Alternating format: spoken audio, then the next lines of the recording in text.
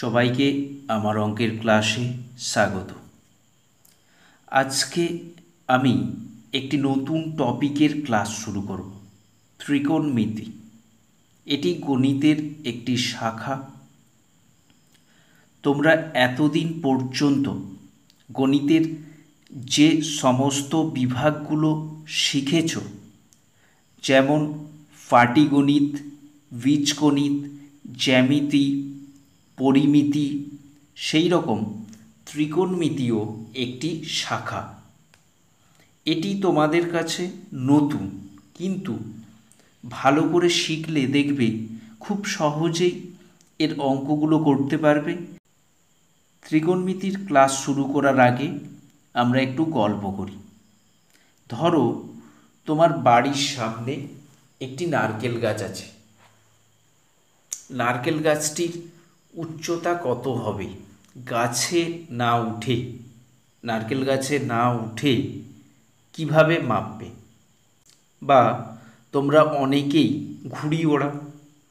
ধরো তুমি ঘুড়ি ওড়াচ্ছ, তোমার ওড়ানো ঘুড়িটি মাটি থেকে কত ওপরে আছে তা কিভাবে নির্ণয় করবে? আবার পার্বত্য অঞ্চলে নদী খরস্রোতা হয়, সেখানে তুমি নদীটি এপার থেকে ওপারে না গিয়ে কিভাবে মাপবে নদীটা কতটা চওড়া? এই যে আমরা এক্সাম্পলগুলো দিলাম, কতগুলো জিনিস পড়লাম। ধরো তোমার বাড়ির সামনে যে নারকেল গাছ আছে, সেই গাছটার উচ্চতা কিভাবে মাপবে? গাছে না উঠে।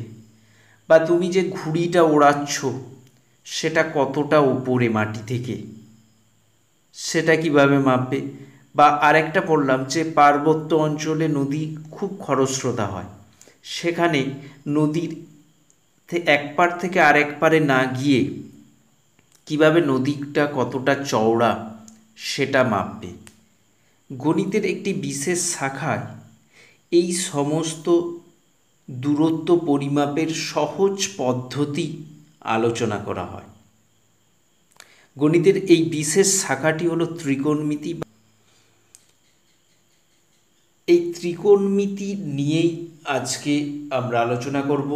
তোমাদের ক্লাস 10-এ ত্রিকোণমিতির বেশ কয়েকটা অধ্যায় আছে। আমার ত্রিকোণমিতির আজকে প্রথম ক্লাস। প্রত্যেকটা ক্লাস তোমরা ভালো করে দেখো। ত্রিকোণমিতি জিনিসটা তোমাদের কাছে হয়তো নতুন, এতদিন পর্যন্ত ত্রিকোণমিতি বলে কোনো শাখা তোমরা করনি। এই ক্লাস 10-এ প্রথম ত্রিকোণমিতির ক্লাস করছো, কাজেই প্রত্যেকটা ক্লাস তোমরা মন দিয়ে করো। খুব সহজ, দেখবে অন্যান্য যে শাখাগুলো আছে অঙ্কের, সেগুলোর থেকেও খুব সহজে অঙ্ক করতে পারছো। তো ত্রিকোণমিতি এই শব্দটি তিনটি গ্রিক শব্দ থেকে এসেছে, ট্রাই, গণ এবং মেট্রন। এই তিনটে শব্দ থেকে এসেছে। ট্রাই মানে কি? যার অর্থ হচ্ছে তিন। গণ মানে কি? যার অর্থ কোণ। এবং মেট্রন, যার অর্থ পরিমাপ। অর্থাৎ ত্রিকোণমিতি অর্থে ত্রিভুজের কোণ পরিমাপ সম্বন্ধীয় গণিতকে বোঝায়। ত্রিকোণ অর্থে ত্রিভুজের তিনটি কোণকে বোঝায় এবং মিতি অর্থে পরিমাপকে বোঝায়। তাহলে ত্রিকোণমিতি হল ত্রিভুজের কোণ এবং বাহুর মধ্যে সম্পর্কের আলোচনা। তাহলে ত্রিকোণমিতিটা কি? ত্রিভুজের যে কোণ এবং তার যে বাহু, তাদের মধ্যে যে সম্পর্ক, এগুলো নিয়ে গণিতের যে শাখায় আলোচনা করা হয় সেটাই হচ্ছে ত্রিকোণমিতি। ত্রিকোণমিতির অনেক বাস্তব প্রয়োগ আছে। আমরা যখন ত্রিকোণমিতির আরও পরবর্তী চ্যাপ্টারগুলো করব, তখন আমরা দেখতে পাবো যে ত্রিকোণমিতির অ্যাপ্লিকেশানগুলো। তো প্রথমেই ত্রিকোণমিতি কি? ত্রিভুজের কোণ এবং বাহুর মধ্যে সম্পর্ক। সাধারণত আমরা সমকোণী ত্রিভুজের কোণ এবং বাহুগুলোর মধ্যে সম্পর্ক নিয়ে আলোচনা করি ত্রিকোণমিতিতে। এছাড়াও সূক্ষ্মকোণী এবং স্থূলকোণী ত্রিভুজের আলোচনাও ত্রিকোণমিতিতে করা হয়, কিন্তু সেক্ষেত্রে কি করা হয়, ত্রিভুজগুলিকে সমকোণী ত্রিভুজে ভেঙে নেওয়া হয়। তো প্রথমেই যে বিষয়টা আসবো, আমরা ত্রিকোণমিতির প্রথম চ্যাপ্টারটা আলোচনা করছি কোণ পরিমাপের ধারণা।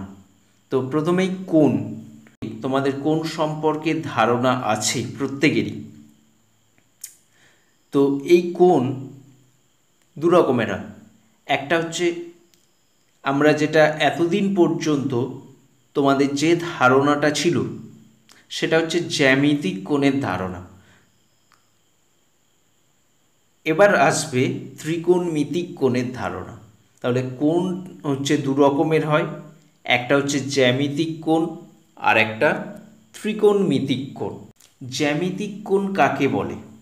তাহলে কোণ দু রকমের, একটা হচ্ছে জ্যামিতিক কোণ আর একটা ত্রিকোণমিতিক কোণ।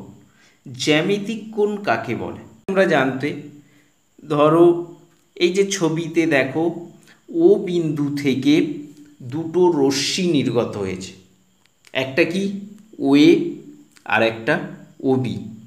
তাহলে এই ওএ এবং ওবি রশ্মি দুটো এই সমতলটাকে দুটো অংশে বিভক্ত করেছে। দেখো এই যে এই ভেতরের এই অংশটা আর এই বাইরের এই অংশটা, এই দুটো অংশকে বিভক্ত করেছে।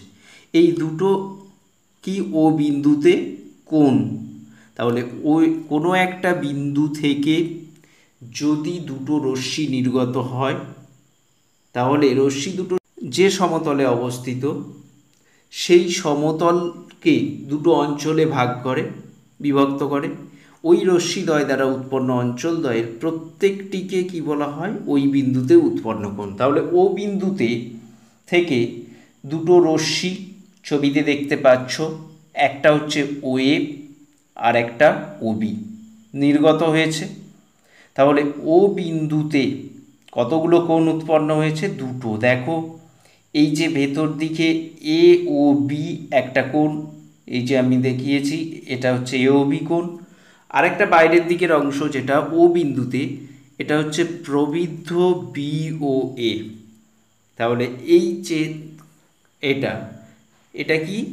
জ্যামিতিক কোণ। তাহলে জ্যামিতিক কোণ কি তোমাদের ধারণা আগে থেকেই ছিল, তাও একবার মনে করে নিলে। অর্থাৎ জ্যামিতিক কোণের ক্ষেত্রে কোণের পরিমাণটাই হচ্ছে মূল বিচার্য বিষয়। জ্যামিতিক কোণ 0 ডিগ্রি থেকে 360 ডিগ্রি পর্যন্ত হতে পারে। এবার ধরো যদি এই রকম হয়, একটা রশ্মি যদি ঘূর্ণন হয়, রশ্মির ঘূর্ণনের দ্বারা কি কোণ উৎপন্ন হতে পারে? সেখান থেকে আসছে আমাদের ত্রিকোণমিতিক কোণের ধারণা। ধরো ও এ একটা রশ্মি, ছবিতে দেখো ও এ একটা রশ্মি, রশ্মির প্রান্ত বিন্দু কোনটা? ও। এবার কি করছি, এই রশ্মিটাকে, ওই রশ্মিটা হচ্ছে ঘূর্ণায়মান, ও রশ্মিটাকে কি করছি, ঘড়ির কাঁটার বিপরীত দিকে রশ্মিটাকে ঘোরানো হচ্ছে। ও বিন্দুটাকে স্থির দেখে ঘড়ির কাঁটার বিপরীত দিকে ঘোরাচ্ছি। প্রথমে ও এ ওয়ানে আনলাম অবস্থানে, তারপর ও এ টু অবস্থানে এবং তারপরে ও থ্রি অবস্থানে আনলাম।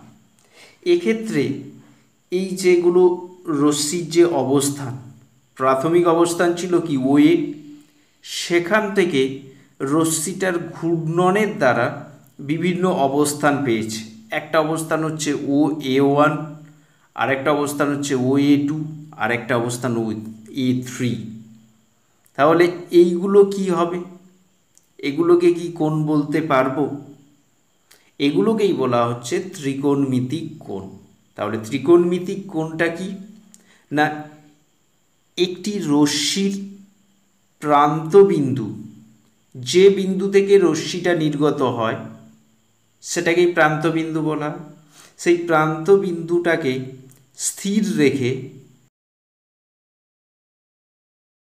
যদি একই তলে ঘোরায় তবে সেই রশ্মির ঘূর্ণনের পর প্রথম অবস্থানের সঙ্গে তার পরবর্তী অবস্থানে সেই প্রান্ত বিন্দুতে একটি কোণ উৎপন্ন করে।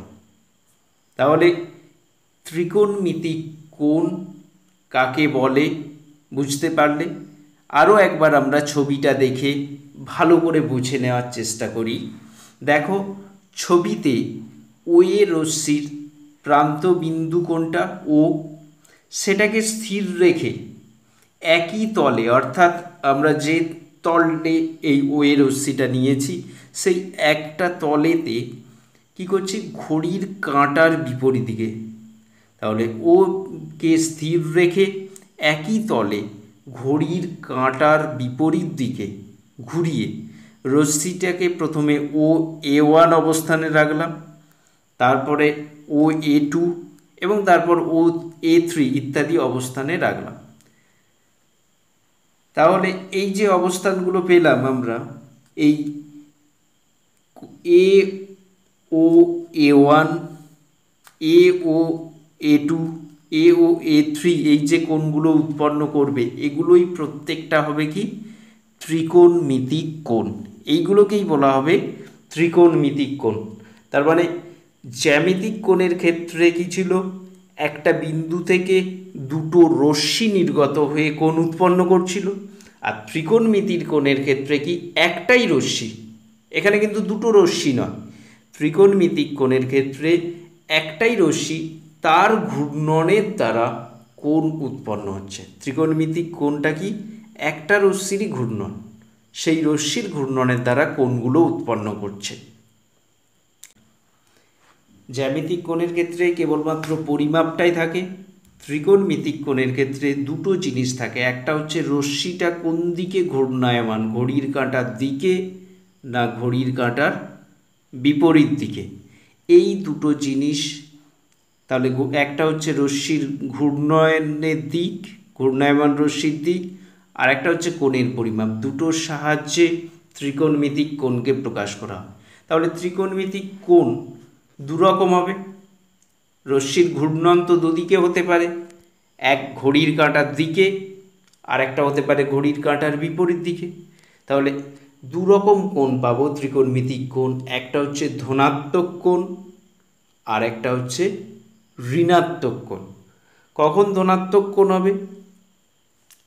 আমরা সাধারণত যেটা রীতি অনুযায়ী, যদি ঘড়ির কাঁটার বিপরীত দিকে রশ্মিটা ঘূর্ণায়মান হয়, তার মানে ঘূর্ণায়মান রশ্মিটি ঘড়ির কাঁটার বিপরীত দিকে ঘুরলে উৎপন্ন কোণটিকে রীতি অনুসারে ধনাত্মক কোণ বলে। তার মানে যে রশ্মির ঘূর্ণনের ফলে কোণটা উৎপন্ন হচ্ছে, সেই রশ্মির ঘূর্ণনটা যদি ঘড়ির কাঁটার বিপরীত দিকে হয় তাহলে সেই কোণকে কী কোণ বলা হবে? ধনাত্মক কোণ। আর ঘূর্ণায়মান রশ্মিটি যদি ঘড়ির কাঁটার দিকে ঘুরে তাহলে উৎপন্ন কোণটিকে বলা হবে ঋণাত্মক কোণ। ঋণাত্মক কোণ কোন দিকে ঘুরলে? ঘূর্ণায়মান রশ্মির ঘূর্ণনটা যদি ঘড়ির কাঁটার দিকে হয় তাহলে তার উৎপন্ন কোণটাকে বলা হবে ঋণাত্মক কোণ। দেখো ছবি দিয়ে, ও এ হচ্ছে রশ্মির প্রাথমিক অবস্থান। এবার রশ্মিটা ঘুরে, ঘূর্ণায়মান রশ্মিটা পরবর্তী অবস্থানে একটা গেছে ও এ1 এবং তারপর আরও ঘুরে ও এ2 অবস্থানে গেছে। তাহলে এই যে এ ও এ1 এটা হচ্ছে একটা কোণ যার পরিমাণ হচ্ছে থিটা। রশ্মিটা কোন দিকে ঘুরছে দেখো, তীরচিহ্ন দিয়ে দেখানো হয়েছে, এটা ঘড়ির কাঁটার বিপরীত দিকে। তাহলে ঘড়ির কাঁটার বিপরীত দিকে ঘুরলে কি কোণ হবে? ধনাত্মক কোণ। তার মানে এই থিটাটা হচ্ছে ধনাত্মক, তার মানে প্লাস থিটা ডিগ্রি। এই এ ও এ1 কোণটা তার মানে কত? Plus theta degree. আর এ2 ও এ2 অবস্থান দ্বিতীয় অবস্থান, তাহলে এ ও এ2 এই কোণটার মান আলফা ডিগ্রি হলে তাহলে এর মান কত হবে প্লাস আলফা ডিগ্রি। ঘূর্ণনের দিক হচ্ছে ঘড়ির কাঁটার বিপরীত দিকে, সেই জন্য প্লাস বা ধনাত্মক কোণ এবং আলফা ডিগ্রি। আর দ্বিতীয় ছবিটা দেখো, এই ছবিটার ক্ষেত্রে ও বি হচ্ছে প্রাথমিক অবস্থান রশ্মিটার। এবার ঘড়ির কাঁটার দিকে ঘুরে রশ্মিটা প্রথমে ও বি ওয়ান অবস্থানে আসলো এবং তারপর আরও কিছুটা ঘুরে ও বি টু অবস্থানে আসলো। তাহলে বি ও বি ওয়ান কোণটা এর মান হচ্ছে থিটা ডিগ্রি যদি হয় এবং ডিরেকশানটা হচ্ছে কি নেগেটিভ দিকে, অর্থাৎ ঘড়ির কাঁটার দিকে ঘুরছে, তার মানে মাইনাস থিটা ডিগ্রি। এই কোণটার মান হচ্ছে কোণ বি ও বি ওয়ানের এটা কত হবে মাইনাস থিটা ডিগ্রি। যেহেতু ঘূর্ণনটা হচ্ছে ঘূর্ণনের ডিরেকশানটা হচ্ছে নেগেটিভ ডিরেকশানে, অর্থাৎ ঘড়ির কাঁটার দিকে, তাহলে সেই জন্যে এইটা নেগেটিভ সাইন এসেছে, নেগেটিভ থিটা ডিগ্রি। এবং ও বি বি ও বি টু কোণটা এটা কি মাইনাস আলফা ডিগ্রি। এটা হচ্ছে আলফা হচ্ছে কোণটার মান এবং ডিরেকশানটা হচ্ছে নেগেটিভ ডিরেকশানে, সেই জন্য মাইনাস আলফা ডিগ্রি। তাহলে বুঝতে পেরেছো ত্রিকোণমিতিক কোণ কীভাবে রিপ্রেজেন্ট করা হয়। ত্রিকোণমিতিক কোণ নেগেটিভ হতে পারে, পজিটিভ হতে পারে, কিন্তু জ্যামিতিক কোণ শুধুমাত্র পজিটিভ হয়, তার মান 0 ডিগ্রি থেকে 360 ডিগ্রির মধ্যে, সেখানে কোনো ডিরেকশান নেই। এক্ষেত্রে ডিরেকশান অনুযায়ী ঘূর্ণায়মান রশ্মিটা কোন দিকে ঘুরে কোণ উৎপন্ন করেছে তার উপর ত্রিকোণমিতিক কোণটা ধনাত্মক হবে না ঋণাত্মক হবে সেটা নির্ভর করে। তাহলে বুঝতে পেরেছো ত্রিকোণমিতিক কোণ। আচ্ছা, আরেকটা জিনিস খেয়াল করো, এই যে ঘূর্ণায়মান রশ্মি যেটা কোণ উৎপন্ন করেছে, এই রশ্মিটা যদি একবার সম্পূর্ণ আবর্তন করে তাহলে কত হবে 360 ডিগ্রি হচ্ছে। সেটা যদি ঘড়ির কাঁটার বিপরীত দিকে ঘোরে তাহলে প্লাস 360 ডিগ্রি, আর ঘড়ির কাঁটার দিকে ঘুরলে মাইনাস 360 ডিগ্রি সম্পূর্ণ আবর্তন করলে। কিন্তু যদি তার থেকেও বেশি বার আবর্তন করে, একবার না করে, ধরো একবার সম্পূর্ণ আবর্তন করে আরও কিছুটা চলে গেল, তাহলে তখন কোণের পরিমাপটা কি হবে? একবার সম্পূর্ণ আবর্তন করলে তো 360 ডিগ্রি কোণ উৎপন্ন হলো, কিন্তু একবার সম্পূর্ণ আবর্তন করার পরেও কিছুটা যদি যায় তখন সেই কোণের পরিমাপটা কত হবে? দেখো, এক্ষেত্রে কোনো কোণের একটি রশ্মি যদি ঘড়ির কাঁটার বিপরীত দিকে একবার সম্পূর্ণ আবর্তন করে আরও কিছুটা যায়, ধরো এক্ষেত্রে এই যে ছবিটার ক্ষেত্রে খেয়াল করো, ওপি হচ্ছে প্রাথমিক অবস্থান ছিল, ঘড়ির কাঁটার বিপরীত দিকে ওপি ওয়ান অবস্থানে গেল, থিটা ডিগ্রি হচ্ছে এর মান, তাহলে এটা হচ্ছে প্লাস থিটা ডিগ্রি। এবার রশ্মিটা সম্পূর্ণ এক পাক ঘুরে আবার এই থিটা ডিগ্রি অবস্থানে আসলো। ধরো এই যে ছবিটা ওপি অবস্থানে ছিল, এখান থেকে সম্পূর্ণ এক পাক ঘুরে আবার এই অবস্থানে চলে আসলো, তাহলে এই কোণটার মান কত হবে? এই পর্যন্ত তো থিটা ডিগ্রি, কিন্তু পুরো সম্পূর্ণ এক পাক ঘোরার ফলে তারপরে এই অবস্থানে আসার জন্য কত ডিগ্রি হবে না, সম্পূর্ণ এক পাক ঘোরার জন্যে 360 ডিগ্রি। তাহলে এই পুরোটা 360 ডিগ্রি, তার সঙ্গে আবার এই থিটা ডিগ্রি, তার মানে কত হবে 360 ডিগ্রি প্লাস থিটা ডিগ্রি। এই কোণটার মান কত হবে? কোণ পি ও পি টু,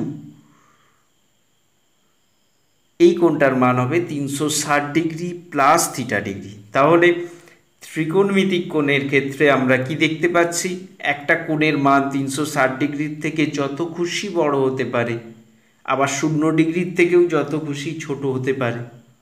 তাহলে কোনো কোণের একটি রশ্মি যদি ঘড়ির কাঁটার বিপরীত দিকে যতবার পূর্ণ আবর্তন করবে, কোণের পরিমাণ ততবার 360 ডিগ্রি করে বেড়ে যাবে। একটা রশ্মি যদি ঘড়ির কাঁটার বিপরীত দিকে একবার পূর্ণ আবর্তন করে তাহলে 360 ডিগ্রি বেড়ে গেল, তারপরে যতটা যাবে সেটা। আবার যদি দুবার পূর্ণ আবর্তন করে তাহলে দুবার 360 ডিগ্রি, মানে 360 ইন্টু 2 মানে 720 বেড়ে যাবে। এইভাবে যদি 3বার আবর্তন করে 360 ইন্টু 3 সেটা বেড়ে যাবে। তার মানে কোনো একটা রশ্মি ঘড়ির কাঁটার বিপরীত দিকে যতবার পূর্ণ আবর্তন করবে ততবার 360 করে বেড়ে যাবে। একই রকম ঘড়ির কাঁটার দিকে রশ্মিটা, কোনো একটা রশ্মি যতবার পূর্ণ আবর্তন করবে প্রত্যেকবার কী হবে 360 করে কমে যাবে। কি বোঝা গেছে? তাহলে কোনো একটা রশ্মি যদি ঘড়ির কাঁটার বিপরীত দিকে যতবার পূর্ণ আবর্তন করবে, মানে একবার পূর্ণ আবর্তন করলে 360 বেড়ে গেল, আবার একবার আবর্তন করলে 360 বেড়ে যাবে, এইভাবে হবে। আর ঘড়ির কাঁটার দিকে হলে প্রত্যেকবারে 360 করে কমে যাবে। তাহলে বুঝতে পারলে যে ত্রিকোণমিতিক কোণের ক্ষেত্রে কীরকমভাবে কোণের পরিমাপ করা হয় এবং কোণের ডিরেকশানটা কীভাবে, ঘূর্ণায়মান রশ্মির ডিরেকশানের ওপর কোণ কীভাবে নির্ভর করে, জ্যামিতিক কোণ এবং ত্রিকোণমিতিক কোণের পার্থক্যটা বুঝতে পারলে। এবার আমরা একটা উদাহরণ দেখছি। ধরো যদি কোনো ঘূর্ণায়মান রশ্মি তার প্রাথমিক অবস্থান থেকে প্রান্ত বিন্দুকে কেন্দ্র করে ঘড়ির কাঁটার বিপরীত দিকে 3বার সম্পূর্ণ আবর্তনের পর আরও 45 ঘূর্ণন সম্পন্ন করে, সেক্ষেত্রে কোণের পরিমাণ কত হবে?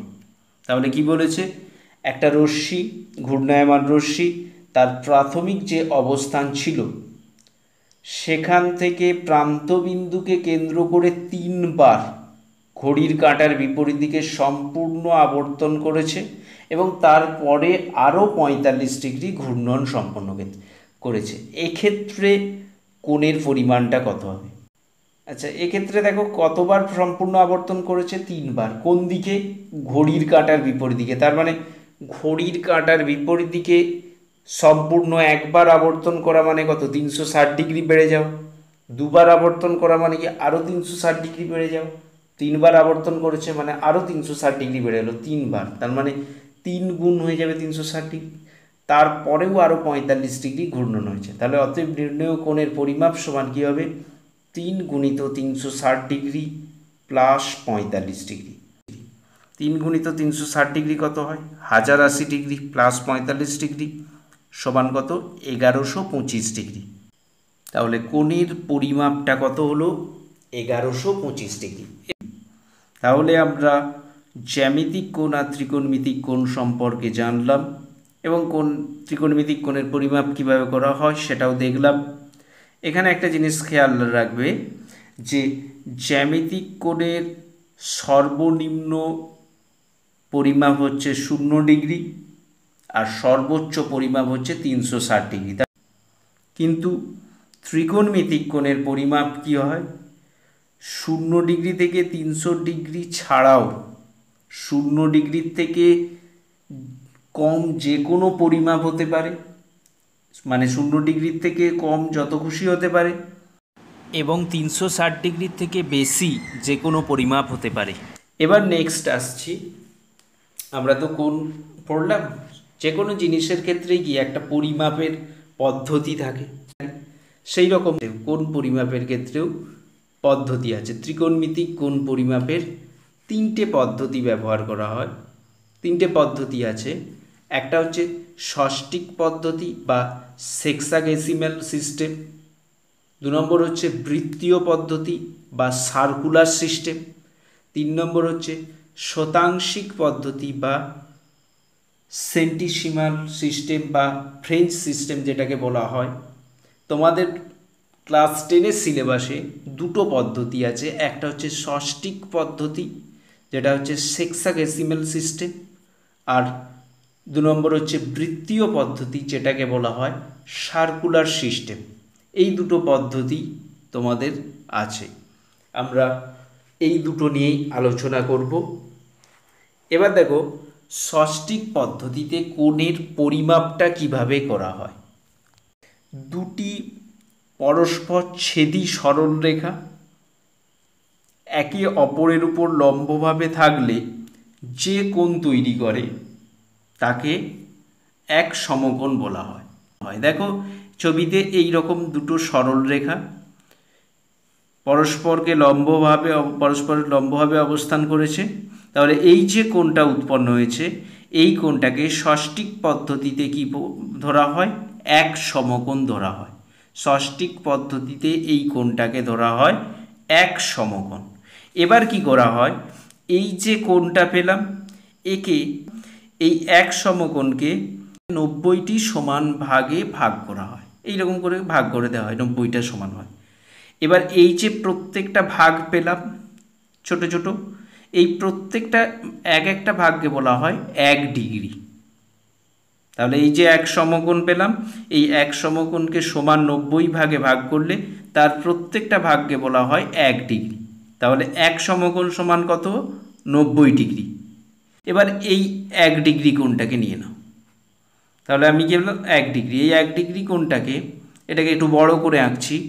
এই 1 ডিগ্রি কোণটাকে যদি আবার ছোট ছোট সমান 60 সমান 60 ভাগে ভাগ করা হয়, 60 যেটা 60 ভাগে যদি ভাগ করা হয়, যে সূক্ষ্ম ভাগটা পাবো, প্রত্যেকটা ভাগকে বলা হবে 1 মিনিট, 1 ষষ্ঠিক মিনিট বা 1 মিনিট। তাহলে কি পেলাম? 1 ডিগ্রি সমান কত? 60 মিনিট। তাহলে 1 ডিগ্রিকে সমান 60টি ভাগে ভাগ করা হয় এবং প্রতিটি ভাগকে বলা হয় 1 ষষ্ঠিক মিনিট বা 1 মিনিট। আবার এই 1 মিনিট কোণকে নিয়ে নাও। এই একটা 1 মিনিট, এটাকে একটু বড় করে দেখাচ্ছি আমি। এই একে আবার যদি সমান 60 ভাগে ভাগ করি, তাহলে যে অংশটা পাবো সেই প্রত্যেকটা ভাগকে বলা হবে 1 সেকেন্ড বা 1 ষষ্ঠিক সেকেন্ড। তার মানে 1 মিনিট সমান কত পেলাম? 60 সেকেন্ড। তাহলে আমরা কি পেলাম?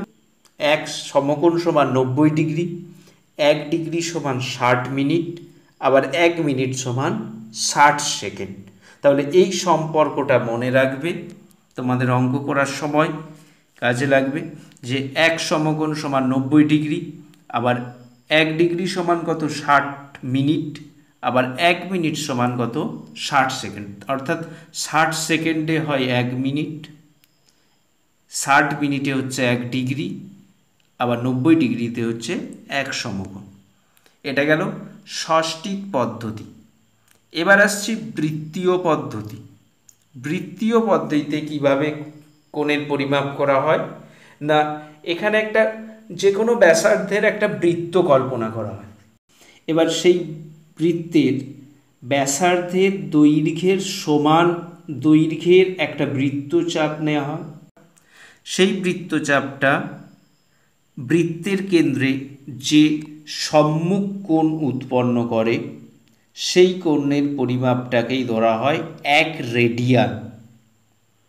তাহলে দেখো ছবিতে যদি দেখায়, আমি একটা যে কোনো দৈর্ঘ্যের ব্যাসার্ধের একটা বৃত্ত নিয়েছি, ও কেন্দ্রীয় বৃত্ত। এই বৃত্তের ব্যাসার্ধটাকে ধরছি আর। তাহলে এই আর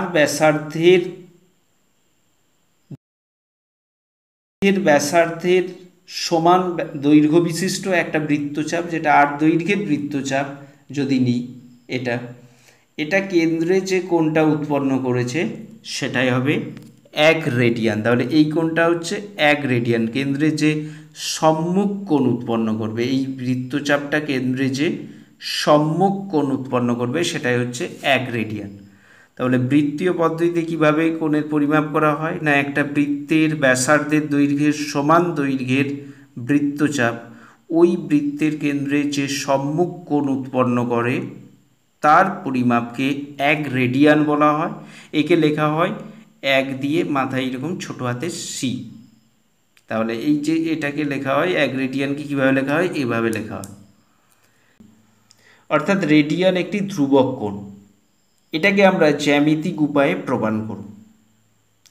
রেডিয়ান যে একটা ধ্রুবক কোণ, সেটা আমরা জ্যামিতিক উপায়ে প্রমাণ করব। কি করব? তাহলে প্রথমে একটা বৃত্ত নিয়ে নেব, যে কোনো একটা বৃত্ত, নিলাম, ও কেন্দ্রীয় বৃত্ত, এবং তার ব্যাসার্ধটা হচ্ছে ওয়ে।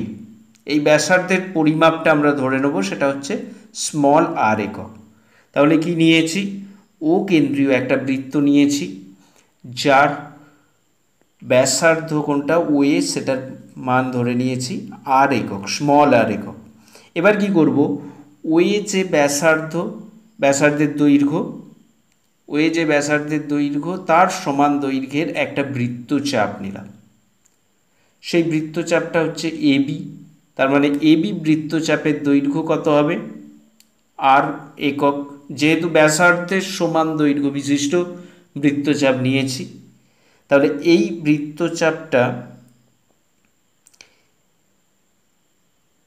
ও কেন্দ্রে কোন যে সম্মুখ কোণ উৎপন্ন করবে, কোনটা, কোণ এওবি সম্মুখ কোণ উৎপন্ন করেছে, সংজ্ঞা অনুযায়ী রেডিয়ানের যে সংজ্ঞা সেটা অনুযায়ী এই কোণটার মান কি হবে, 1 রেডিয়ান। তার মানে সংজ্ঞা অনুসারে কোণ এওবি সমান কত, 1 রেডিয়ান। তার মানে আমরা কি পেলাম, কোণ এওবি সমান 1 রেডিয়ান। আমরা জানি কি, যে বৃত্ত দ্বারা উৎপন্ন কেন্দ্রস্থ কোণ কি হয়, 4 সমকোণ। একটা বৃত্ত পুরো সম্পূর্ণ বৃত্তটা কেন্দ্রে কি হয়, 4 সমকোণ কোণ উৎপন্ন করে। আর কোণ এওবিটা কত পেলাম, 1 রেডিয়ান। এই যে কোণটা দেখো ছবিতে, এওবি কোণটা হচ্ছে 1 রেডিয়ান। এবার এখানে দেখো এই যে বৃত্তচাপ এবি এর দৈর্ঘ্য আর এই পুরো বৃত্তের পরিধির অনুপাতটা বের করছি। আমরা কি করছি, এই যে বৃত্তচাপ এবি আর এই বৃত্তের পরিধির অনুপাত বার করছি। তাহলে লিখছি বৃত্তচাপ এবি এর দৈর্ঘ্য বাই বৃত্তের পরিধি সমান, এই বৃত্তচাপ এবি দৈর্ঘ্য কত, স্মল আর একক, তাহলে এখানে আর বসিয়ে দিচ্ছি, বৃত্তচাপ এবির দৈর্ঘ্যের জায়গায় উপরে আর, আর বৃত্তের পরিধি কত হবে, বৃত্তের ব্যাসার্ধ কত, আর একক, তাহলে বৃত্তের পরিধি কত, 2 পাই আর। তাহলে বৃত্তের পরিধির জায়গায় লিখে দিচ্ছি 2 পাই আর। তাহলে কি পেলাম, আর বাই 2 পাই আর।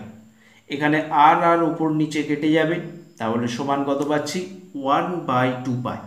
তার মানে আমরা কি পেলাম, বৃত্তের এই বৃত্তচাপটা, এই যে কেন্দ্র, এই বৃত্তচাপ এবি দৈর্ঘ্য আর বৃত্তের পরিধির যে অনুপাত সেটা কত পেলাম, 1 বাই 2 পাই। তাহলে বৃত্তচাপ এবি এর দৈর্ঘ্য আর বৃত্তের পরিধির অনুপাত কত পেলাম, 1 বাই 2 পাই।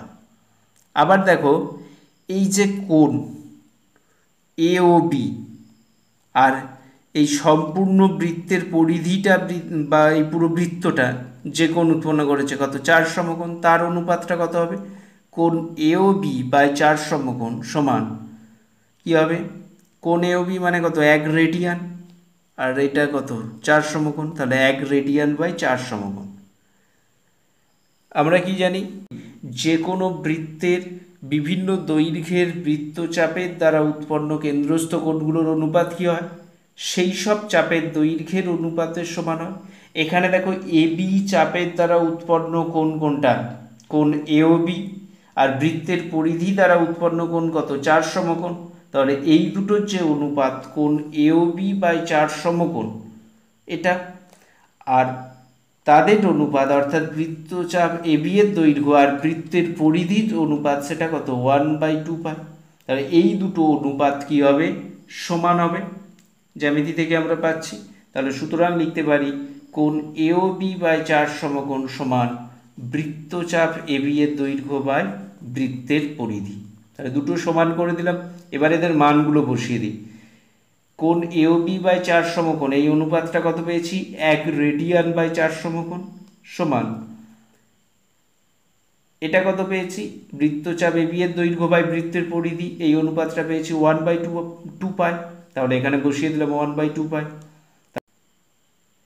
2 সমকোণ বাই পাই, এখানে 4 সমকোণ বাই 2 পাই, তাহলে এখানে 2 দিয়ে কাটাকাটি করলে 2 সমকোণ বাই পাই। এবং এই মানটা হচ্ছে দেখো 2 সমকোণ আর পাই, এখানে কোনো তো চলরাশি নেই, তার মানে এই মানটা কি হবে, একটা ধ্রুবক সংখ্যা হবে, কারণ 2 সমকোণ এটাও একটা ধ্রুবক আর পাই হচ্ছে ধ্রুবক, তার মানে এই রাশিটা হচ্ছে পুরোটাই একটা ধ্রুবক হচ্ছে। তার মানে 1 রেডিয়ান যে কোণ এটা একটা ধ্রুবক কোণ। তাহলে আমাদের যে প্রমাণটা আমরা করছিলাম যে রেডিয়ান একটি ধ্রুবক কোণ, সেই প্রমাণটা আমাদের হয়ে গেল। এখান থেকে আমরা একটা রিলেশন পাচ্ছি, দেখো এক রেডিয়ান সমান কত? 2 সমকোণ বাই পাই। তার মানে এক রেডিয়ান সমান কি 2 সমকোণ বাই পাই। 2 সমকোণ মানে কত? 180 ডিগ্রি।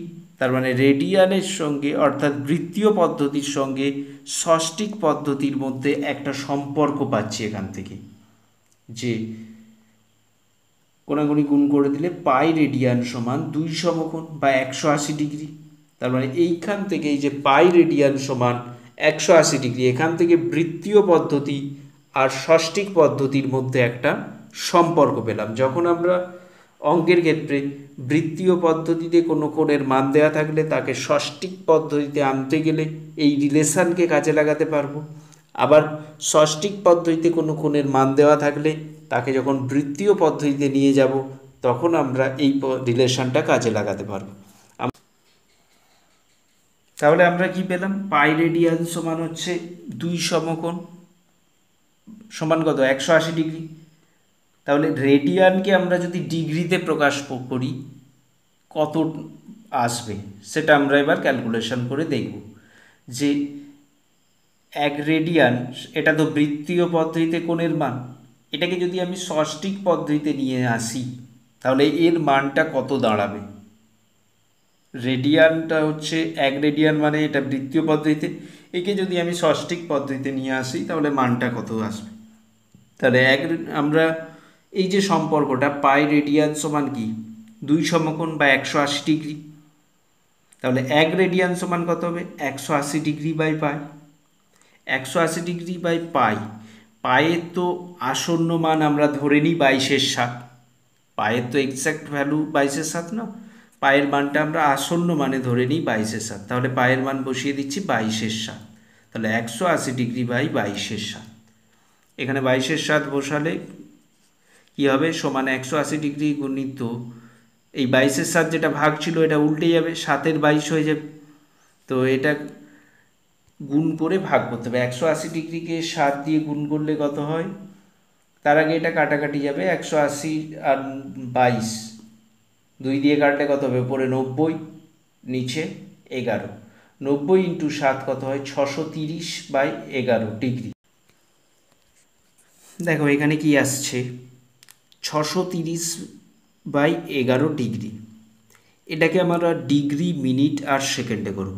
630/11 ডিগ্রি, এটাকে ভাগ করলে কি হবে? 630কে 11 দিয়ে ভাগ করলে ভাগফল পাচ্ছি 57 আর ভাগশেষ 3। তার মানে 630/11 ডিগ্রি সমান কি লিখতে পারি? 57 ডিগ্রি প্লাস 3-এর 11 ডিগ্রি। এটা যেহেতু ভগ্নাংশ আছে 3-এর 11 ডিগ্রি, এটাকে আমরা কি করব? মিনিটে করে দেবো। তাহলে 3-এর 11 ডিগ্রিটাকে মিনিটে করলে কি হবে? 60 দিয়ে গুণ করতে হবে। তাহলে 3-এর 11 গুণিত 60 মিনিট মানে 180/11 মিনিট। তাহলে এটাকে আবার 180কে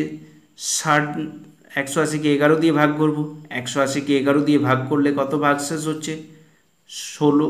ভাগফল কত হচ্ছে? 16 আর ভাগশেষ হচ্ছে 4। তাহলে 180/11 মিনিট সমান কি লিখতে পারি? 16 মিনিট প্লাস 4-এর 11 মিনিট। এই 4-এর 11 মিনিটটা ভগ্নাংশে আছে, সেই জন্য একে আবার 60 দিয়ে গুণ করে আমরা সেকেন্ডে করে দেবো। তার মানে 4-এর 11 গুণিত 60 সেকেন্ড মানে 240-এর 11 সেকেন্ড। তার মানে 240কে আবার 11 দিয়ে ভাগ করব। ভাগ করলে দেখছি কত আসছে? 21.8 এবং এখনও ভাগটা চলছে। তো এটাকে আসন্ন মানে আমরা 22 সেকেন্ড বলতে পারি। তাহলে আমরা কত পাচ্ছি? 57 ডিগ্রি 16 মিনিট 22 সেকেন্ড। প্রায় প্রায় কথাটা মানে আসন্ন মানে নিয়েছি আমরা। তাহলে 1 রেডিয়ান কোণ মানে কত? 57 ডিগ্রি 16 মিনিট 22 সেকেন্ড প্রায়। এটা হচ্ছে আসন্ন মানে। তাহলে আমরা 1 রেডিয়ান কোণকে, যেটা বৃত্তীয় মানে ছিল, সেটাকে ষষ্ঠিক পদ্ধতিতে প্রকাশ করলে কত ডিগ্রি পাচ্ছি? না 57 ডিগ্রি 16 মিনিট 22 সেকেন্ড। নেক্সট আমরা আরেকটা জিনিস দেখব। এবার আমরা দেখব 1 ডিগ্রি আর 1 রেডিয়ানের মধ্যে সম্পর্ক কে বড়? 1 ডিগ্রি বড় না 1 রেডিয়ান বড়? এটা আমরা দেখব যে 1 ডিগ্রি আর 1 রেডিয়ানের মধ্যে সম্পর্ক। তাহলে আমরা যে সম্পর্কটা জানি 180 ডিগ্রি সমান কি পাই রেডিয়ান, তাহলে 1 ডিগ্রি সমান কি হবে পাই বাই 180 রেডিয়ান। পায়ের মান কত 22/7, আসন্ন মান, অবশ্যই পায়ের এটা হচ্ছে আসন্ন মান, অরিজিনাল নয়, আসন্ন মান, অ্যাপ্রক্সিমেট ভ্যালু। তার মানে পায়ের জায়গায় যদি 22/7 বসাই, 22/7 গুণিত 180 এত সি অর্থাৎ রেডিয়ান। এখানে দেখো খেয়াল করো এই যে মানটা, এর লবে কত আছে 22 আর হরে কত আছে 7 গুণিত 180। ও লবে তো একটা সংখ্যা 22 আর হরে যেটা আছে 7 গুণিত 180 সেটা অনেক বড়, 22-এর থেকে অনেক বড়। তার মানে লবে যদি ছোট হয় আর হরে যদি বড় হয় তাহলে ভগ্নাংশটা কি 1-এর থেকে ছোট হয়। তার মানে এই যে মানটা এটা কি 1-এর থেকে ছোট। আমি যদি এটার বদলে 1 লিখি তাহলে এটা ছোট হবে, তার মানে এটা কি লেস দ্যান 1। তার মানে এই এত রেডিয়ান এটাকে বলতে পারি লেস দ্যান 1 রেডিয়ান। তার মানে 1 ডিগ্রি 1 রেডিয়ানের থেকে ছোট। তাহলে এখান থেকে পাচ্ছি কি 1 ডিগ্রি লেস দ্যান 1 রেডিয়ান। তাহলে আমরা এখান থেকে যে সম্পর্ক পেলাম বৃত্তীয় পদ্ধতি এবং ষষ্ঠিক পদ্ধতি, সেই সম্পর্কটা মনে রাখবে এবং সেটা কাজে লাগিয়ে আজকে আমরা কয়েকটা অঙ্ক দেখে নেব। তাহলে বৃত্তীয় পদ্ধতি আর ষষ্ঠিক পদ্ধতির মধ্যে সম্পর্ক কি 180 ডিগ্রি সমান পাই রেডিয়ান। তাহলে বৃত্তীয় কোনো একটা কোণকে ষষ্ঠিক পদ্ধতি থেকে বৃত্তীয় পদ্ধতিতে করতে গেলে ধরো 30 ডিগ্রি আছে, তার মানে 30কে পাই বাই 180 দিয়ে গুণ করলেই আমরা কি পেয়ে যাব, সেটা বৃত্তীয় পদ্ধতিতে কত হবে। আবার কোনো একটা পদ্ধতিতে বৃত্তীয় পদ্ধতিতে কোনো একটা কোণের মান যদি এইরকম দেওয়া থাকে পাই বাই 4 রেডিয়ান, সেটাকে ষষ্ঠিক পদ্ধতিতে কি হবে না পায়ের জায়গায় তুমি 180 ডিগ্রি বসিয়ে দেবে। তাহলে পদ্ধতিটা এইভাবে মনে রাখবে যে কোনো একটা কোণকে যখন আমরা ষষ্ঠিক পদ্ধতি থেকে বৃত্তীয় পদ্ধতিতে নিয়ে যাব তখন সেই ষষ্ঠিক পদ্ধতিতে কোণের যে মানটা ছিল তাকে কত দিয়ে গুণ করব, পাই বাই 180 দিয়ে গুণ করব, এত রেডিয়ান হবে। তাহলে এই নিয়মটা মনে রাখবে, তোমাদের অঙ্ক করতে খুব সুবিধা হবে। আর যদি বৃত্তীয় পদ্ধতি থেকে ষষ্ঠিক পদ্ধতিতে নিয়ে যায় তখন পাই যেখানে আছে সেই পাইটা তুলে পায়ের জায়গায় 180 ডিগ্রি বসিয়ে দেবে, দিলেই সেটা ষষ্ঠিক পদ্ধতিতে মানটা পেয়ে যাবে। বোঝা গেছে? আমরা এবার কয়েকটা উদাহরণ এবং অঙ্ক কয়েকটা দেখে নেব এক্সারসাইজের। প্রথম অঙ্কটা দেখো 832 মিনিট আছে, এটাকে ডিগ্রি মিনিট সেকেন্ডে প্রকাশ করতে হবে। 832 মিনিট, মিনিট থেকে ডিগ্রিতে করতে গেলে কি করতে হয় 60 দিয়ে ভাগ করতে হয়। তাহলে 832কে 60 দিয়ে ভাগ করবে, ভাগ করলে যেটা ভাগফল হবে সেটা ডিগ্রি হয়ে যাবে আর যেটা ভাগশেষ থাকবে সেটা মিনিটেই রয়ে যাবে। তাহলে 832কে 60 দিয়ে ভাগ করবে, ভাগটা করলে কি পাবে, ভাগফল হবে 13 আর ভাগশেষ হবে 52। তাহলে এখানে ডিগ্রি 13টা কী হবে, ভাগফলটা হচ্ছে ডিগ্রিতে হয়ে যাবে 60 দিয়ে যেহেতু ভাগ করেছি। আমরা জানি কি 1 ডিগ্রি সমান 60 মিনিট, সেই জন্য 60 দিয়ে ভাগ করতে আমরা যেটা ভাগফল হয়েছে সেটা কি ডিগ্রি হয়ে গেছে, তার মানে 13 ডিগ্রি আর যেটা ভাগশেষ সেটা হচ্ছে মিনিটেই রয়ে গেছে, তার মানে 52 মিনিট। 832 মিনিট সমান কত পেলাম, 13 ডিগ্রি 52 মিনিট। এরপর দুইয়েরটা কি আছে 6312 সেকেন্ড। আমরা জানি কি 1 মিনিট সমান 60 সেকেন্ড, তাহলে 60 দিয়ে ভাগ করলে আমরা কি পাবো, মিনিট পাবো। আবার সেই মিনিটকে 60 দিয়ে ভাগ করলে 1 ডিগ্রি সমান 60 মিনিট, সেই মিনিটকে আবার 60 দিয়ে ভাগ করলে আমরা কি পাবো, ডিগ্রি পাবো। তাহলে এই সেকেন্ডে দেওয়া আছে 6312 সেকেন্ড, একে প্রথমে 60 দিয়ে ভাগ করব। 60 দিয়ে ভাগ করলে ভাগফল কত পাচ্ছি 105 আর ভাগশেষ পাচ্ছি হচ্ছে 12, তার মানে 105টা হচ্ছে মিনিট হয়ে যাবে আর 12টা সেকেন্ডেই থাকবে। এবার এই 105কে মিনিট যেটা হয়েছে ওকে আবার 60 দিয়ে ভাগ করলে আমরা ডিগ্রি পাবো। 105কে আবার 60 দিয়ে ভাগ করেছি, ভাগফল কত হয়েছে 1 আর ভাগশেষ হচ্ছে 45, তার মানে এই একটা কি হয়ে যাবে ডিগ্রি আর 45টা কোথায় আছে, মিনিটেই রয়ে গেছে। তাহলে আমরা কি পাচ্ছি 1 ডিগ্রি 45 মিনিট 12 সেকেন্ড, তার মানে 6312 সেকেন্ড সমান কত পাচ্ছি, 1 ডিগ্রি 45 মিনিট 12 সেকেন্ড। বুঝতে পেরেছ? নেক্সট হচ্ছে 72.04 ডিগ্রি। তার মানে 72.04 ডিগ্রি মানে কি 72 ডিগ্রি প্লাস 0.04 ডিগ্রি। 0.04 ডিগ্রি আছে, এটাকে আমরা কি করব মিনিটে করব। 1 ডিগ্রি মানে কত 60 মিনিট, তাহলে একে 60 দিয়ে গুণ করব। তার মানে 72 ডিগ্রি প্লাস 0.04 গুণিত 60 মিনিট সমান কি পাচ্ছি, ব্র্যাকেটে লিখে দেবে অতএব 1 ডিগ্রি সমান 60 মিনিট সমান 72 ডিগ্রি প্লাস এটা গুণ করলে কত হয় 4 6 24 240। কটার পরে দশমিক আছে, দুটোর পর, তার মানে এখানে 0 আর 4-এর পর 2.40। 72 ডিগ্রি প্লাস 2.40 মিনিট। এবার 2.40 মিনিট মানে কি 2 প্লাস লিখতে পারি 0.4 মিনিট, 2 মিনিট প্লাস 0.4 মিনিট, তার মানে 72 degree plus 2 minute plus 0.4 minute, এটা পেলাম। এবার সমান দিয়ে লিখবে 72 ডিগ্রি 2 মিনিট প্লাস 2 মিনিট আছে 2 মিনিট করে দিলাম প্লাস 0.4 মিনিটটাকে আমরা সেকেন্ডে করব। 1 মিনিট মানে কত 60 সেকেন্ড, তাহলে একে আমরা কত দিয়ে গুণ করব 60 দিয়ে, তাহলে লিখব 0.4 গুণিত 60 সেকেন্ড, ব্র্যাকেটে লিখে দেবে 1 মিনিট সমান 60 সেকেন্ড যতই। তাহলে এটা কি হবে 72 ডিগ্রি 2 মিনিট প্লাস 0.4 দিয়ে 60কে গুণ করলে কত হয় 24, 240 হয়, একটার পর 0.24 হয় 24 সেকেন্ড। তাহলে কি পাচ্ছি সমান 72 ডিগ্রি 2 মিনিট 24 সেকেন্ড। তার মানে 72.04 ডিগ্রি সমান কত পেলাম 72 ডিগ্রি 2 মিনিট 24 সেকেন্ড। এটা হচ্ছে এক্সারসাইজ কোষে দেখি 20 1-এর দাগের অঙ্কগুলো। এবার 2-এর দাগের যে অঙ্ক আসছি, 2-এর দাগের বলেছে বৃত্তীয় মান নির্ণয় করো। ষষ্ঠিক পদ্ধতিতে মান দেওয়া আছে, বৃত্তীয় পদ্ধতিতে মান নির্ণয় করতে হবে। আমি যে পদ্ধতিটা বলেছিলাম ষষ্ঠিক পদ্ধতিতে যদি কোনো মান দেওয়া থাকে কোণের, তাকে বৃত্তীয় পদ্ধতিতে নিয়ে যেতে গেলে কি করতে হয় π/180 দিয়ে গুণ করতে বলেছিলাম। তাহলে এই অঙ্কগুলো এইভাবেই করবে। প্রথমেটা দেওয়া আছে কত 60 ডিগ্রি, তার মানে 60 ডিগ্রি সমান লিখবে, এটা তো ষষ্ঠিক পদ্ধতিতে আছে, একে বৃত্তীয় পদ্ধতিতে করতে গেলে কি করতে হবে π/180 দিয়ে গুণ করতে হবে। তার মানে 60 ইন্টু π/180, এককটা কি হয়ে যাবে রেডিয়ান, ওপরে সি। তাহলে এখানে কাটাকাটি করলে কত হবে 3, তার মানে π/3 রেডিয়ান। তার মানে 60 ডিগ্রি সমান কি পেলাম π/3 রেডিয়ান। ডিগ্রি মিনিটে থাকে বা ডিগ্রি মিনিট সেকেন্ডে থাকে, তখন কিভাবে ষষ্ঠিক পদ্ধতি থেকে বৃত্তীয় পদ্ধতিতে আনবে। এই রকম যদি থাকে ডিগ্রি মিনিট বা ডিগ্রি মিনিট সেকেন্ডে থাকে কোনগুলোর পরিমাপ ষষ্ঠিক পদ্ধতিতে, প্রথমে তোমাদের কি করতে হবে পুরোটাকে ডিগ্রিতে নিয়ে আসতে হবে।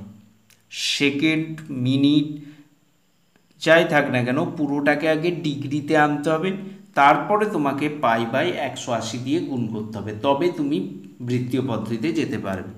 তাহলে বুঝতে পেরেছো, যদি ডিগ্রি মিনিট থাকে বা ডিগ্রি মিনিট সেকেন্ড থাকে তাহলে তোমাকে আগে ক্যালকুলেশন করে সেটাকে ডিগ্রিতে নিয়ে আসতে হবে। সেকেন্ড থেকে মিনিটে আসতে গেলে 60 দিয়ে ভাগ করতে হয়, আবার মিনিট থেকে ডিগ্রিতে আসতে গেলে তাকে 60 দিয়ে ভাগ করতে হয়। এইভাবে ক্যালকুলেশনটা করে তোমাকে আগে ডিগ্রিতে নিয়ে আসতে হবে, তারপরে তুমি তাকে বৃত্তীয় পদ্ধতিতে মান নির্ণয় করতে পারবে। তাহলে প্রথমে ডিগ্রি মিনিট আর সেকেন্ডে থাকলে এটা দেখাচ্ছি 7-এরটা 52 ডিগ্রি 52 মিনিট 30 সেকেন্ড, এটা তিনটে আছে, ডিগ্রি আছে, মিনিট আছে, সেকেন্ড আছে। তো প্রথমে বলেছি এই রকম থাকলে কি করতে হবে সবগুলোকে ডিগ্রিতে করে নিতে হবে, মানে পুরোটা ডিগ্রিতে নিয়ে চলে আসতে। তো প্রথমে সব ডিগ্রিতে নিয়ে চলে আসি, 52 ডিগ্রি 52 মিনিট 30 সেকেন্ড, মানে কি সব যোগ প্লাস দিয়ে লিখব 52 degree plus 52 minute plus 30 second, সব প্লাস দিয়ে দিয়ে লিখলাম। এবার একটা একটা করে স্টেপ বাই স্টেপ আসতে হবে, প্রথমে সেকেন্ড থেকে মিনিটে আসতে হবে, তারপরে মিনিট থেকে ডিগ্রিতে আসতে হবে। তাহলে একদম এই ধাপ থেকে শুরু করতে হবে। প্রথমেরটা যা আছে 52 ডিগ্রি লিখলাম প্লাস 52 মিনিটটাও লিখলাম প্লাস 30 সেকেন্ডটাকে মিনিটে করব। 1 মিনিট মানে কত 60 সেকেন্ড, তাহলে 60 দিয়ে ভাগ করব 30/60 মিনিট, প্রথম দুটো লিখলাম 52 degree plus 52 minute plus 30/60 minute হয়ে গেল। এটা 60 দিয়ে ভাগ করলাম, ব্র্যাকেটে লিখে দেবে যতএব 1 মিনিট সমান 60 সেকেন্ড। কাটাকাটি করলে কত হয়, এটা 0 0 কেটে যাবে, 3 দিয়ে 6 কাটলে 1/2। তার মানে কত পাচ্ছি, 52 degree plus 52 minute plus 1/2 minute. এই 52 মিনিট আর 1/2 মিনিটটা যোগ হয়ে যাবে, তার মানে এটা কি পাচ্ছি সমান 52 ডিগ্রি প্লাস 52 প্লাস 1/2 মিনিট। এটা যোগ করলে কত হবে, যোগ করবে এটা, লসাগু হচ্ছে 2, 52 2 104 প্লাস 1 মানে 105/2। তার মানে 52 ডিগ্রি প্লাস 105/2 মিনিট। এবার এই মিনিটটাকে ডিগ্রিতে করব, তাহলে 52 ডিগ্রি প্লাস 105/2 মিনিটটাকে ডিগ্রিতে করব। 1 ডিগ্রি মানে কত, 60 মিনিট, তার মানে 60 দিয়ে ভাগ করব, তার মানে নিচে 60 গুণ হবে, তাহলে 105/2 গুণিত 60 ডিগ্রি। তাহলে কি পেলাম, 52 ডিগ্রি প্লাস 105/2 গুণিত 60 ডিগ্রি। এটা কাটাকাটি করব, এটা কাটাকাটি করে কত পাচ্ছি, ওপরে 7 আর নিচে 2 আর 4 আছে 8, মানে 52 ডিগ্রি প্লাস 7 8 ডিগ্রি। এটা যোগ হয়ে যাবে, যোগ হলে লসাগু কত 8, 416 প্লাস 7 ডিগ্রি মানে 423/8 ডিগ্রি। তাহলে আমরা কত পেলাম, এই যে 52 ডিগ্রি 52 মিনিট 30 সেকেন্ড, এটাকে ডিগ্রিতে করে নিলাম, কত পেলাম 423/8 ডিগ্রি। বলেছিলাম যে ডিগ্রি মিনিট সেকেন্ড থাকলে প্রথমে পুরোটাকে একে ডিগ্রিতে নিয়ে চলে আসতে হবে, তারপরে আমি সেটাকে বৃত্তীয় পদ্ধতিতে মানটা বের করব। তাহলে এটা 423/8 ডিগ্রি পেয়েছি। এটাকে এবার বৃত্তীয় পদ্ধতিতে মান বার করতে গেলে যে পদ্ধতি, π/180 দিয়ে গুণ, তার মানে 423/8 গুণিত π/180, এককটা কী হবে, রেডিয়ান। এবার এটা কাটাকাটি করলে কি আছে, উপরে 47 থাকছে আর নিচে 8 গুণিত 20 থাকছে আর পাই আছে উপরে, তার মানে 47 π/8 গুণিত 120 মানে কত, 160 রেডিয়ান, সমান কত পাচ্ছি 47 π/160 রেডিয়ান। তাহলে বুঝতে পেরেছো, আজকের ক্লাসে এই পর্যন্তই। পরবর্তী ক্লাসে আমি এই কোষে দেখি 20 বাকি অঙ্কগুলো নিয়ে আলোচনা করব।